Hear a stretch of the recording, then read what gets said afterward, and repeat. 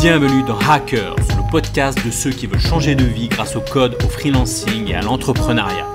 Je partage avec toi des conseils pour se lancer en freelance, des astuces pour apprendre à coder, des interviews de personnes inspirantes pour t'aider à atteindre tes objectifs de liberté. Le podcast est disponible sur toutes les plateformes.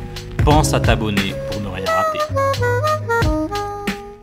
Bonjour, content de te retrouver dans ce nouvel épisode de Hackers. Alors aujourd'hui, il n'y a pas d'invité. Aujourd'hui, ça va être une session FAQ. Ça fait un petit moment que j'accumule tout un tas de questions. D'ailleurs, si tu veux poser une question, si tu veux me poser une question, sache que dans tous mes contenus, que ce soit sur YouTube, que ce soit dans les podcasts, il suffit de regarder la description. Tu descends tout en bas de la description et tu vois souvent il y a poser une question ou autre lien et souvent dans la partie autre lien, tu as tous mes liens et tu retrouveras un lien où il y a écrit poser une question. Donc n'hésite pas bien sûr à poser une question si tu as envie que j'y réponde. Alors j'y réponds une fois de temps en temps, j'y réponds pas tout de suite du tac au tac, mais voilà, ça te permet d'avoir une réponse de ma part en règle générale. Maintenant je vais essayer d'en traiter de plus en plus dans les podcasts. Alors on va commencer, il y en a pas mal, alors je vais essayer d'en traiter, peut-être une dizaine, je vais voir en fonction du temps.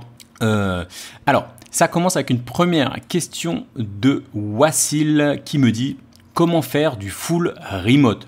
Alors merci pour ta question, alors c'est vraiment une question qui revient assez souvent, comment faire du full remote. Parfois on me demande même est-ce qu'il n'y a pas des plateformes où il y a du full remote, etc. Et ça existe, mais personnellement, je ne pense pas que ça soit le meilleur lieu pour trouver des missions en full remote. Alors, première chose que je voudrais te dire, Wassil, c'est d'aller voir une de mes vidéos qui s'appelait, je crois, de mémoire, l'entonnoir des missions, où j'expliquais que, en gros, dans les grandes lignes, que finalement, il y a beaucoup de missions en full remote, mais qu'on est au bout de l'entonnoir et que c'est un petit peu, c'est pas le meilleur moyen de se lancer. Alors je sais pas quel est ton niveau en dev, je sais pas combien d'années d'expérience tu as, mais si tu es débutant, c'est pas impossible, mais c'est pas non plus le moyen le plus facile.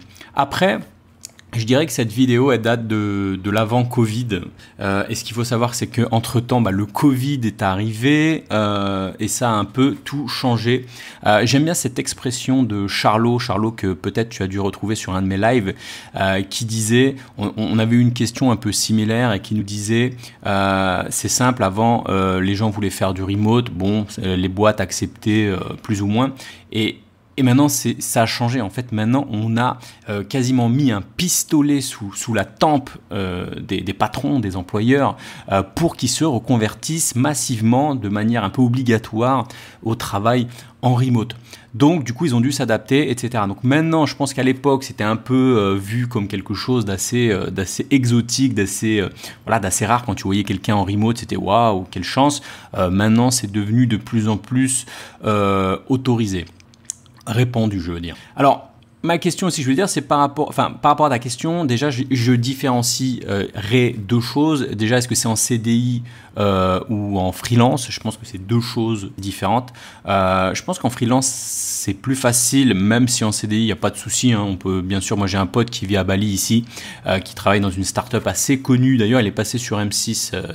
Si tu retrouves une émission sur les cartes postales Pfizer, tu pourras le retrouver. J'ai un pote qui est ici, il est en CDI et il est 100% remote puisqu'il est à Bali. Avec le confinement, il ne peut pas sortir du pays depuis plus de 8 mois. Donc il n'y a pas de souci de ce côté-là. Maintenant, si je pouvais te donner une petite astuce, tu peux réécouter un podcast que j'ai fait avec Miguel, je crois que c'est l'avant-dernier, où justement il explique un peu ces techniques pour essayer de faire passer le remote plus facilement.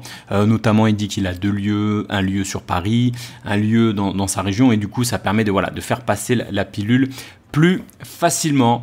Je vais prendre une autre question maintenant, une question de Kaplan ou de Driss. Non, alors attends. Kaplan, pardon. Alors, qui me dit bonjour Driss. Alors, je sais pas, je pense qu'il doit se tromper puisqu'il parle à Driss, mais il parle à moi. Ah oui, je pense qu'il a dû parler. Il a dû se tromper de gars sur YouTube parce que je crois qu'il y a un gars sur YouTube qui s'appelle Driss aussi. Mais bon, écoute, Kaplan, je vais quand même répondre à ta question qui dit bonjour, je voulais savoir si avec Flutter je pourrais développer une application mobile type Uber. Dans une application qui a la fonctionnalité où les prestataires sont géolocalisés sur la map, car ils sont actifs pour recevoir des demandes de prestations de services, où on les voit se déplacer sur la map, etc. Bon, une question assez technique, mais je vais répondre rapidement.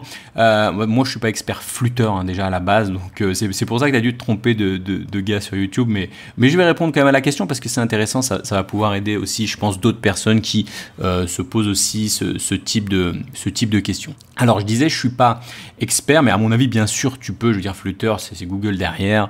Ils ont dû tout prévoir pour pouvoir utiliser des maps et notamment Google Maps assez facilement.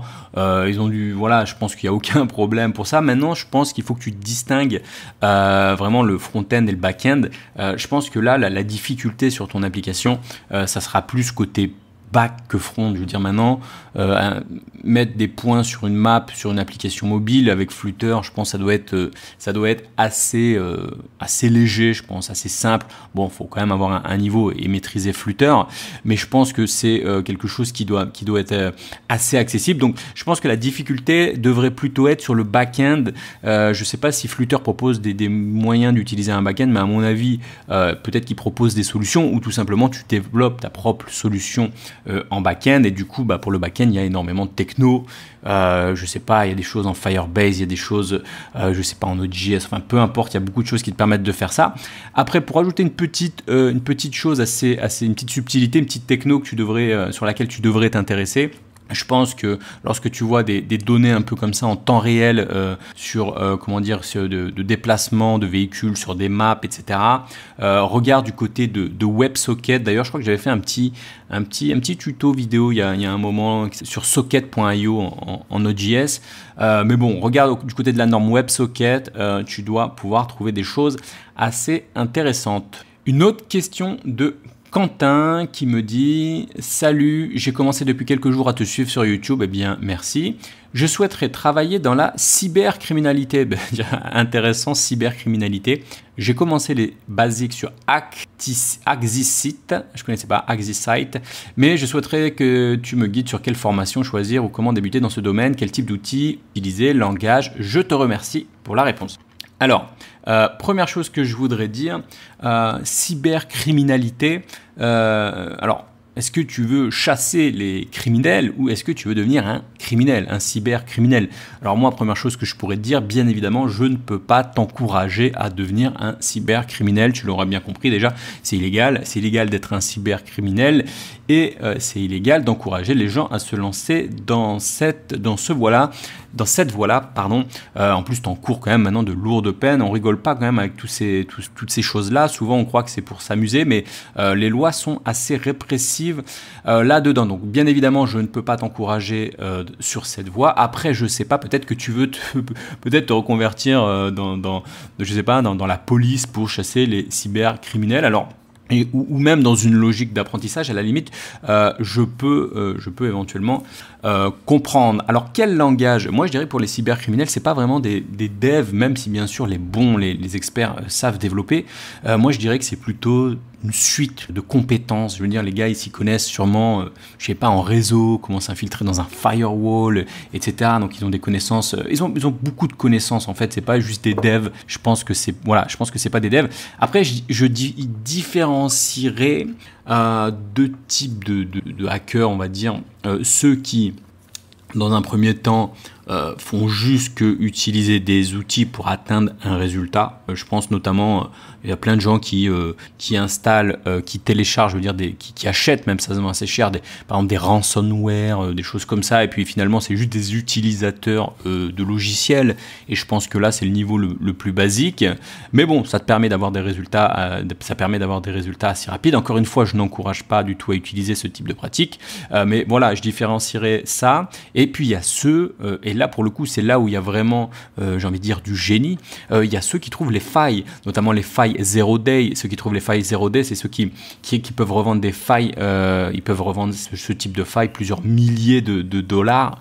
Et là, c'est légal pour le coup. Si tu arrives à identifier ce type de faille, tu peux gagner de l'argent. Mais c'est là, faut vraiment avoir de très bons niveaux. Généralement, c'est sur des logiciels ou sur des systèmes d'exploitation. Donc, je pense que là, on est plutôt autour de l'excellente connaissance en termes de peut-être sur du C++, des choses comme ça. Et encore une fois, je ne suis pas un expert, mais voilà, en répondant comme ça rapidement à ta question, c'est ce qui me viendrait à l'esprit. Et ensuite, tu as ceux aussi qui trouvent des failles sur des routeurs, des choses comme ça. Et effectivement, ils peuvent aussi déclarer ces failles et aussi gagner de l'argent comme ça.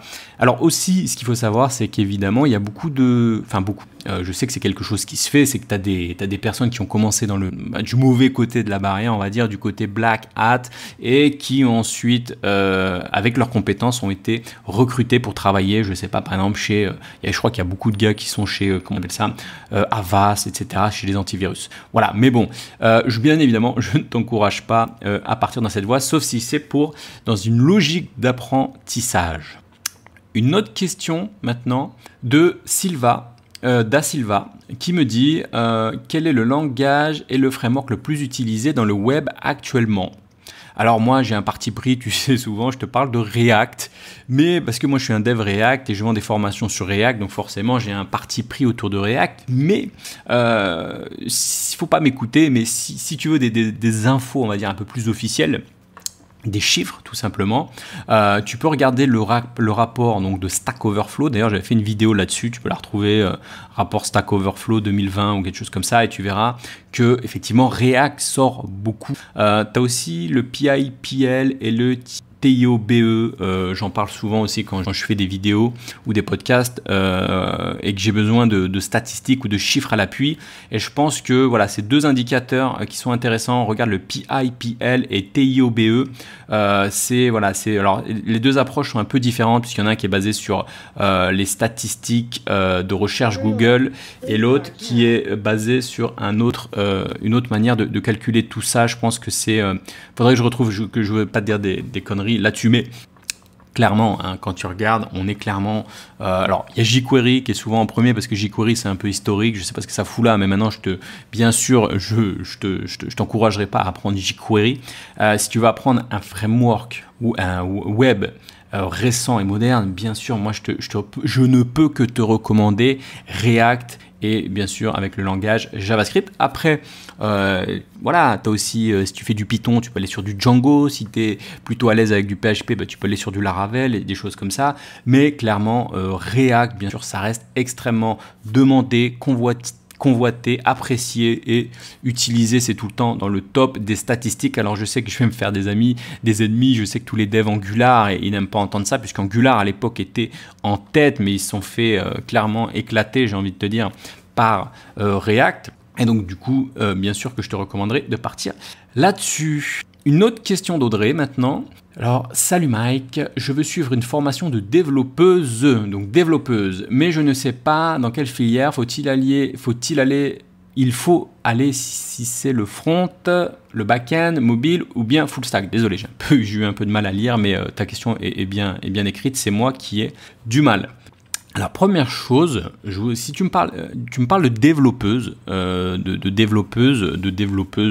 de développeur, donc de développeuse, tu as bien mis, alors peut-être parce que tu es une femme et tu te dis, je vais écrire développeuse, mais si tu cherches vraiment quelque chose qui est spécialisé pour les femmes, parce que je sais que c'est un milieu de mecs quand même, les développeurs, et que voilà, il y a quand même une mentalité assez masculine là-dedans, et parfois c'est pas très très agréable pour les femmes, il y a quelque chose qui s'appelle ADA. ADA, je crois, de mémoire. Alors, il faudrait pas que je dise des conneries, mais je crois que c'est ADA de mémoire qui est une formation en fait féministe pour les femmes en fait ils sont dans le Marais, je crois. À l'époque, il me semblait que j'avais vu un peu leurs locaux. Je crois que c'est rue du Petit Musc ou quelque chose comme ça. Tu peux te renseigner du côté d'ADA si vraiment le côté développeuse est quelque chose qui est important pour toi. Après, si ta question était plus générale, alors là, des formations, il y en a plein. Et après, pour parler des filières, c'est toujours le même sujet. Est-ce qu'il faut être front-end, back-end, full stack, mobile, etc. Ça va dépendre de toi. Moi, de mon côté, ce que je recommande souvent aux développeurs autodidactes ou les gens qui se lancent ou qui se reconvertissent, etc., c'est pas de perdre du temps, c'est d'aller au plus rapide. Et pour moi, le plus rapide, le plus simple et le plus rapide et le plus sûr, c'est bien évidemment le dev front-end, alors que ça soit du React ou sur d'autres technos. Pourquoi ? Parce que déjà, il y a beaucoup d'offres d'emploi, on recrute massivement, et surtout, ça te permet de rester focus. Je veux dire, si tu te lances, va pas apprendre du mobile, du back-end, de la base de données, etc. Le plus simple, bien sûr, et le plus efficace, c'est de rester focus sur du front-end. Donc moi, je te recommanderais d'apprendre un langage, par exemple JS ou PHP ou autre, enfin peu importe, enfin PHP ça dépend, mais voilà, un langage et ensuite un framework, voilà, comme React, je sais que j'en parle souvent. Et en plus, ça te permet justement de rester focus. Et si par la suite, tu as envie d'évoluer, et beaucoup de gens le font, et ça, il n'y a aucun problème pour évoluer sur du back-end, du full stack, etc. Mais tu pourras le faire par la suite. Et si tu apprends, pourquoi je recommande souvent JS ? Si tu apprends du JS, justement, et tu veux faire du back, et tu peux faire du Node.js. Si tu veux faire du mobile, tu peux aussi, tu as des frameworks en JS qui te permettent de faire du mobile. Donc c'est à toi de voir ce que tu aimes faire. C'est le plus important, c'est ce que tu aimes faire. Si vraiment tu es passionné par le mobile ou le back et que tu n'aimes pas le front, je sais que moi, par exemple, j'aime pas le front, clairement, je le dis souvent, j'aime pas le front. Je suis parti sur du dev back. Mais ça va dépendre en fait de toi. Est-ce que tu veux trouver du boulot rapidement ou est-ce que tu veux en fait trouver quelque chose plus qui te plaît. Puis parfois tu peux allier les deux, bien évidemment. Alors une autre question de Félix qui me dit « Est-ce que c'est une bonne idée de se lancer en freelance après avoir fait un stage de 2 mois ? Et lorsqu'on est freelance en remote, est-on obligé d'avoir des horaires de bureau pour se caler sur les équipes, pour les daily scrum, etc. » Pour les daily. Alors deux questions en une. Alors, attends, je bois un petit peu d'eau, je suis désolé. Alors, 2 questions en une. Alors, moi je dirais qu'un stage de 2 mois, clairement c'est assez léger. Après, ça dépend. Je veux dire, ça dépend de ton background. Si tu as fait un stage de 2 mois, mais clairement, tu vois, tu as développé pas mal de projets, etc., on peut le faire. Mais comme ça, a priori, sans plus d'informations, etc., un stage de 2 mois, ça me paraît assez léger. Si tu écoutes aussi le podcast avec Miguel, Miguel a fait une formation de 3 mois et il s'est lancé en freelance directement et c'est possible. Mais comme ça, a priori, je dirais que c'est assez léger et que ça va dépendre bien évidemment de tes compétences. Je veux dire, il y a des tueurs qui sortent de stage et tu as des gens qui n'ont pas un bon niveau après plusieurs années, même en entreprise. Donc voilà, c'est difficile de te dire comme ça. Après, rien ne t'empêche de tester le marché. J'ai envie de dire ça, souvent la question, les gens, ils hésitent à se lancer en freelance. Rien ne t'empêche à tester le marché. Mais la question que tu dois te poser en fait, c'est plutôt, pose-toi la question suivante, combien ai-je de réels projets ? C'est-à-dire de vrais projets. Je ne parle pas vraiment de petits projets tutos sur le net, etc. Et même, bien évidemment, c'est important. Je veux dire, je parle moi plus de projets qui sont allés jusqu'au bout, qui sont allés jusqu'à la production, qui ont été en ligne. Alors je sais qu'en début, c'est pas évident. Je pense que dans ton stage, tu as probablement un vrai projet, ou 2 peut-être. Mais à titre personnel, tu dois être capable aussi d'avoir de vrais projets. Alors trouve des projets pour des amis, des choses comme ça, et monte un vrai projet. Je ne sais pas sur quel secteur tu es. Mais voilà, donc si tu es sur, j'ai envie de te dire, moins de 4 à 5 réels projets, ça va être dur. En fait, ça va être dur de se lancer en freelance, même si c'est pas impossible. Donc, c'est sur ce point que tu dois creuser, c'est sur ce point que tu dois insister. J'avais fait une vidéo, tu sais, avec Arnaud, qui est membre de la formation React.js. Je t'invite à aller la voir, il avait un très très bon état d'esprit là-dessus, sur le fait de développer comme ça son portfolio et des projets, etc. Je t'invite à aller voir cette vidéo. La deuxième partie de ta question à propos de d'être synchronisé avec tes équipes. Moi, je dirais que ça dépend. Encore une fois, il n'y a pas de règles communes comme ça. Je veux dire, ça dépend. Moi, à titre personnel, quand j'étais freelance sur Paris, en présentiel dans les bureaux, bien évidemment, respecter les horaires des collègues. Je veux dire, j'allais pas arriver dans la boîte, tout ça parce que je freelance dans une équipe de personnes salariées qui font des horaires, je sais pas, par exemple 9h, 18h. Ils ont des horaires très précis avec le chef qui vérifie. Il y en a même qui pointent. Moi, ça m'est arrivé d'être dans des boîtes où les gars, ils pointent pointes avec une pointeuse, etc., machin, et toi, t'es freelance, t'es pas obligé de pointer, parce que légalement, on peut pas te faire pointer. Mais c'est pas parce qu'on peut pas te faire pointer légalement que tu dois pas respecter des horaires et faire n'importe quoi.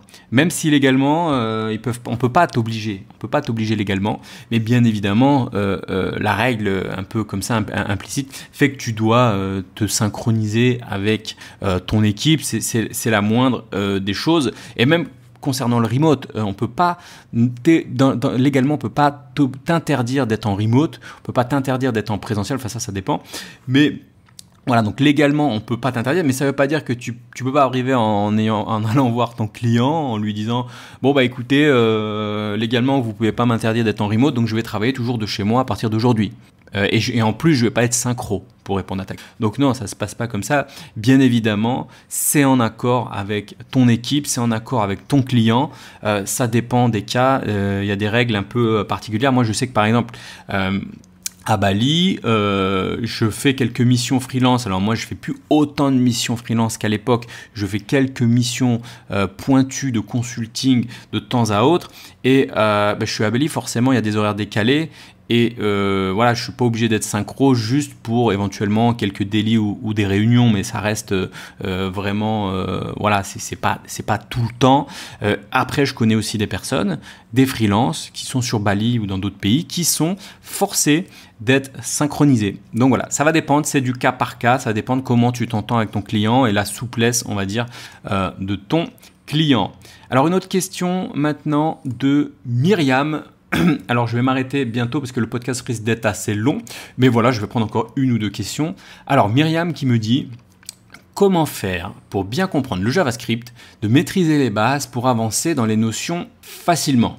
Alors facilement, j'enlèverai facilement parce que voilà, JavaScript c'est pas facile, c'est pas le plus dur, mais c'est pas facile non plus. Et donc il y a rien qui est facile. Il faut juste avancer sur le sujet et prendre le taureau, on va dire, par les cornes. Donc j'enlèverai le facilement. Alors moi je dirais que ça va dépendre des gens. Je trouve moi j'ai vu deux types de devs JS qui sont lancés sur JS. Des devs qui ont mis du mal, mais de ouf, à comprendre les bases. Mais je veux dire des bases, des boucles, des if, des else, machin, ça dépend d'un peu de la logique de base que tu as, peut-être dans ton secteur d'activité, si tu es littéraire ou pas. Je veux pas dire que les littéraires n'ont pas de logique ou quoi, mais ça va dépendre de ton background en fait. Moi j'ai vu des devs en JavaScript galérer dès le départ, qui mettent du temps vraiment avant de comprendre les bases. Et après, une fois que par contre elles ont compris ces bases, ça part très vite. Et à l'inverse, j'ai vu des personnes, voilà, des autodidactes en JS, capter rapidement, voilà, les boucles, les if, les else, les conditions, les switch cases, et ça rentre assez facilement. Donc ça dépend un peu de tout le monde. Maintenant, pour répondre un peu à ta question, comment faire pour maîtriser les bases, j'ai envie de te dire, et je le répète assez souvent, c'est en codant le plus régulièrement possible. Moi d'ailleurs j'ai fait une formation pour les débutants à ce sujet qui s'appelle le déclic de HTML à JavaScript, et c'est vraiment fait pour les débutants. J'ai vraiment voulu ne pas submerger d'informations d'experts, etc., juste parce que je sais qu'il y a cette période assez difficile. Les devs qui apprennent le HTML, CSS sont tout contents et comprennent tout, et dès qu'ils doivent toucher à JS, qui voient des variables, des choses comme ça les effraie, ça leur fait peur. Et j'ai vraiment fait justement une formation sur ce point-là. Voilà, c'est tellement dommage de voir les personnes abandonner à ce moment-là, puisque c'est un moment assez crucial. Voilà. Donc, justement, moi, j'ai fait une formation là-dessus.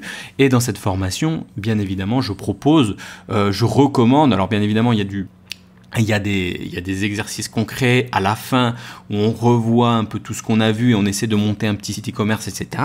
Mais bien sûr que c'est pas suffisant. Moi, ce que je dis à la fin de la formation, et je le dis à la fin de beaucoup de mes formations, vous avez vu quelques bases. Maintenant, continuez à créer vos propres projets pour que ces concepts que vous avez vus dans la formation soient de plus en plus naturels, qu'on puisse on va dire que l'élève puisse s'imprégner de tous ces concepts. Parce que je veux dire, si pour la première fois tu apprends, je sais pas, j'ai n'importe quoi, un truc basique en JavaScript, disons une boucle for, tiens, par exemple, qui est un basique, mais de chez basique, je veux dire, n'importe quel dev fait ça en 2 secondes, les doigts dans le nez, sans même réfléchir. On réfléchit pas pour une boucle for. Bon, voilà. Mais si tu n'as jamais fait de boucle for de ta vie et que c'est la première fois et que tu le découvres dans une formation, il faut bien que tu te dises que Tu vas prendre un peu de temps à comprendre, ok. Et puis au bout d'un moment, forcément, tu vas comprendre. Ok, tu vas dire, ah, j'ai compris la boucle for, ça marche comme ça. Voilà. Bon, maintenant, il va y avoir deux cas. Soit tu vas continuer à coder en utilisant régulièrement les boucles for et puis ça va devenir naturel, tu vas t'imprégner du truc. Soit tu vas dire, ok, j'ai compris les boucles for et maintenant je les utilise pas et je passe à autre chose. Et bien évidemment, tu vas pas t'imprégner du truc et la prochaine boucle for que tu vas devoir faire, tu auras tout oublié et ça va être compliqué. Alors là, je parle d'une boucle for, mais c'est le même, je veux dire, c'est la même chose pour n'importe quel concept qui soit beaucoup plus élevé, que ça soit qu'on parle je sais pas, de programmation orientée objet, de Redux, de framework, etc. C'est le même principe. Dernière question, je vais prendre une dernière question d'Alain. Alors Alain qui me dit, comment sais-tu que tu as passé un palier dans ton apprentissage ou en freelance? Alors palier en termes d'apprentissage ou de freelance, alors je dirais pour l'apprentissage, c'est simple, j'ai envie de dire un palier c'est simple, je vais le répéter, je sais que je l'ai répété beaucoup dans ce podcast, le nombre de projets réalisés. Pour moi, c'est ça le nombre de paliers, le palier, je veux dire. Les tutos, les machins, c'est bien, tout ça, ça permet de découvrir, ça permet de machin, ça permet de découvrir. Pour moi, c'est de la découverte. Mais les tutos, les projets comme ça, voilà, tu passes pas de palier comme ça. Les paliers, c'est le nombre de sites que tu as fait, le nombre de projets concrets si c'est du mobile, le nombre d'applications mobiles que tu as déployées en production, etc. Ça, c'est des paliers. Ça, c'est des indicateurs fiables. Tout ce qui tourne autour du nombre de tutos, de formations, de ceci, je dirais que c'est des bullshit metrics. Je viens d'inventer un terme, bullshit metrics. C'est des metrics qui, voilà, tu peux me dire j'ai suivi 30 formations Udemy. Ouais, bon, j'en sais rien, moi, tu vois. Par contre, si tu montres tes projets, tu me dis voilà ce que j'ai fait. Là, tout de suite, je suis capable de voir un peu ton level, tu vois. Même si ça ne suffit pas, bien évidemment, pour détecter ton niveau. Mais tout de suite, en voyant le nombre de projets que tu as fait, je peux me dire, ok, je vois à qui j'ai affaire. Donc, encore une fois, je sais que je l'ai répété beaucoup dans ce podcast, mais ça va être bien sûr le nombre de projets. Ensuite, par rapport au freelancing, alors là, j'ai envie de dire, les paliers, ils sont encore plus simples parce que tu vois, ça être un bon dev, le nombre de projets, tout ça, ça reste assez flou. Mais alors en freelance, ça va être très simple. Il y a des indicateurs très simples qui s'appellent le nombre de missions que tu as réalisées ou ton TJM, ton taux journalier moyen. En gros, combien tu gagnes par jour. Et là, tu le vois assez facilement pour les paliers. Je veux dire, quand tu te lances, tu vas galérer à trouver ta première mission, ce qui est tout à fait normal. Ensuite, premier palier, tu vas trouver ta première mission. Waouh, félicitations, c'est la plus dure. Une fois que tu as trouvé ta première mission, déjà, tu as passé un gros truc. Et peut-être et probablement que ta première mission, elle n'était pas facturée très cher en termes de TJM. Peut-être que ça tournait aux alentours des 200 €, 300 €. Et effectivement, c'est assez léger. Et donc là, tu vois des paliers concrets, nombre de missions, TJM. Tu veux passer un autre palier? Ok, passe à 350 de TJM, passe à 400 de TJM, passe à 500 de TJM. Ça, c'est des paliers assez quantifiables, assez mesurables, je veux dire. Tu vois, là où l'apprentissage, être un bon dev, tout ça, ça reste des notions assez subjectives. Là, clairement, je veux dire, le TJM, le nombre de missions, tu le vois direct sur le nombre de paliers. D'ailleurs, moi, dans la formation, le système freelance, donc le programme d'accompagnement, le système freelance que je fais avec Charlot, qui m'accompagne sur cette partie-là, où on fait du coaching, du mentoring, etc. Notre but derrière, souvent, alors ça dépend des demandes de chacun. Il y en a certains, c'est de trouver leur premier client, d'autres, c'est voir leur CV, etc. Mais quelque chose qui revient souvent, c'est justement comment péter ces paliers. En coaching, en accompagnement, on aide des développeurs freelance qui soient débutants ou un peu plus expérimentés à péter des paliers. La dernière fois, on travaillait justement avec un dev qui avait plusieurs années d'expérience et qui plafonnait à 400, 450, 500 et qui avait envie de péter un peu ce plafond de verre pour atteindre les 550, 600, etc. Il y a même des devs qui vont au-delà. Donc voilà, ce que je veux dire, c'est que des paliers, il y en a plein, mais les paliers les plus simples, c'est l'argent. En fait, c'est ton TJM. Je sais qu'on parle d'argent souvent, ça frustre certains, mais pour le coup, là, on a une métrique qui est assez simple en freelance, ton TJM et le nombre de mission. Et ben, je vous remercie à toutes et à tous d'avoir posé autant de questions. Alors, j'en ai un bon paquet encore, je suis désolé, dans la pile, mais je voudrais pas que ce podcast dure trop longtemps. Je pense qu'on est sur à peu près 30 minutes, à 30-40 minutes, ça fait pas mal. Donc, si toi aussi, tu as envie de poser une question, encore une fois, essaye de faire des questions assez précises, assez claires. Évite les doubles questions, même si celles que j'ai traitées étaient assez simples. Donc ça va. Donc si toi aussi tu as envie de poser des questions, sache que tu auras un petit lien en dessous. C'est un petit formulaire assez rapide. Tu poses ta question, des questions assez précises, assez directes. Évite que ce soit trop long avec trop de détails, puisque parfois, quand j'ai de trop gros pavés de questions, c'est difficile après pour tout le monde, pour moi à traiter, pour les personnes qui écoutent ce podcast à traiter. Voilà, en tout cas, je te remercie. Je te dis à bientôt dans un nouveau podcast. Je file quand même quelques news. Là, juste avant, je pars donc à Jakarta. Donc je fais ce petit podcast avant de prendre mon avion pour Jakarta. J'ai quelques temps pour te filer un peu quelques news. Je te fais un petit rappel aussi, je file plus de news sur le compte Telegram, sur le canal Telegram. Moi, c'est quelque chose où je suis assez actif en ce moment. J'aime bien partager quelques petites informations assez intéressantes. Donc bien sûr, je te mettrai le lien du canal Telegram bien sûr dans la description. Et dernière chose aussi, j'en profite aussi, dernière chose, tu as jusqu'à ce soir minuit pour profiter de l'offre sur la formation agile, la méthode douce. On parle de Scrum, d'agilité, etc. C'est quelque chose, je le répète, qui est... D'ailleurs, j'ai eu aucune question, encore une fois, sur les méthodologies. Vous, les développeurs, vous êtes concentrés sur la technique, comment être freelance, etc. Et c'est normal, c'est intéressant, mais il faut penser un peu aux méthodes. Le nombre de personnes qui ratent des entretiens parce qu'ils ne connaissent pas les méthodes agiles, les méthodes Scrum, je veux dire, quand tu prends quelqu'un dans ton équipe qui connaît pas, qui est pas à l'aise avec l'agilité, qui est pas à l'aise avec Scrum, je suis désolé, tu as un boulet dans ton équipe, c'est un problème. Alors même si bien sûr, voilà, le développeur va pouvoir se former, etc. Mais c'est quand même important d'avoir les basiques de Scrum. Donc justement, tu as jusqu'à ce soir minuit pour profiter de l'offre sur la formation Scrum. Je te mets un lien dans la description si tu as envie de ne serait-ce que jeter un coup d'œil pour voir comment, qu'est-ce qu'il y a dans le programme, etc. Qu'est-ce qu'on va voir, etc. Voilà, je m'arrête ici. Je te dis à bientôt pour un nouveau podcast ou sur YouTube. Salut!